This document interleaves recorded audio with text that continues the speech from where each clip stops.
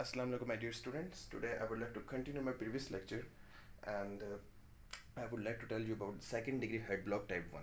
So in the second degree head block type 1, the pathway in which the impulse flow is more narrow as compared to the first degree head block, which was discussed in the previous lecture. So what happens that the first impulse that would be generated by the SA node would pass through that pathway, but it cannot pass through because of the narrowness. Meanwhile, second impulse would be initiated by the SA node, but you know that first impulse is still there, so second impulse cannot also pass through until the first impulse has gone through it. So that's why during this what happened that the delay occurred between the P wave and the Q. Between the P and Q, you can see this delay. Why? Because first impulse is still there. So that's why second impulse cannot pass through until the first impulse would pass that particular pathway to reach the AV node. So this delay would prolong.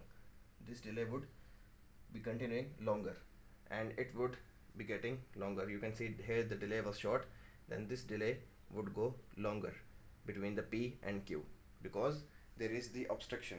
You can say there is the hindrance because first impulse is still there, second impulse cannot pass through until the first impulse would pass through. So that is the second degree head block type 1, which is more severe than the first degree head block. Now talking about the second degree head block type 2, in this what happens that first impulse would be initiated by the SA node and it would try to pass that pathway, but it cannot pass through because of the extreme narrowness. Meanwhile, second impulse would also be initiated by the SA node, but it cannot pass through because first impulse is still there and it hasn't passed through that particular pathway. So second impulse would also come and it cannot pass through because of the first impulse. Meanwhile, the SA node would generate the third impulse, and when the third impulse would be generated and it would try to pass that particular pathway, so first impulse would have passed through. So first impulse would have passed through when the third impulse would be generated by the SA node. So what would happen that two P waves would be generated. Two P waves would be generated by the first and second impulse, followed by the QRS complex, which would be generated by the third impulse. I have explained you that when the third impulse would come, first impulse would have passed through that pathway. So first and second impulse would produce this two P waves, and the third impulse would produce QRS complex. Now talking about the third degree head block. In this third degree head block, what happened that the pathway is completely blocked. There is no narrowness but completely blocked. So atria would depolarize by the SA node impulse generation by its own.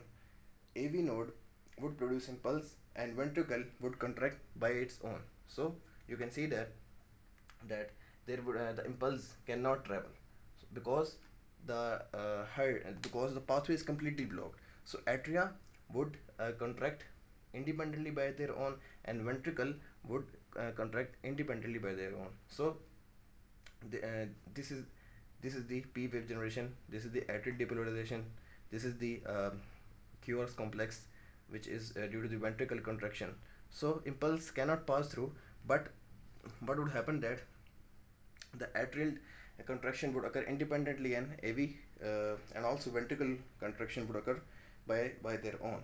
So impulse cannot pass through because there is the complete blockage in the third degree head block. Now talking about the atrial paroxysmal tachycardia.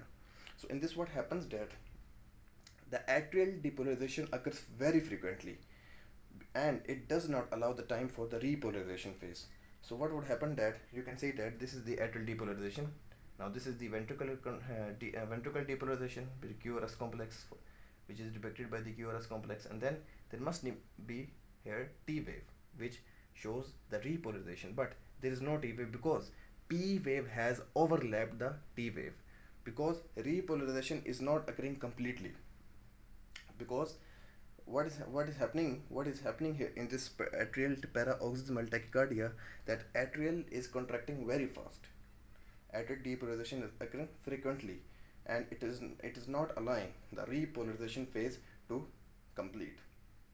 So that's why what is happening here, the P wave would overlap the T wave, and repolarization phase would be incomplete. It cannot occur. So in this video I have told you about the second degree heart block type 1, second degree heart block type 2, third degree heart block in which there is the complete blockage, and then atrial paroxysmal tachycardia in which what happens that atrial depolarization occur frequently, and it doesn't allow the time for the repolarization phase to be completed. So what happens that P wave overlaps the T wave. So hope you have understood it well, and last but not the least, don't forget subscribing MS lectures. Thank you.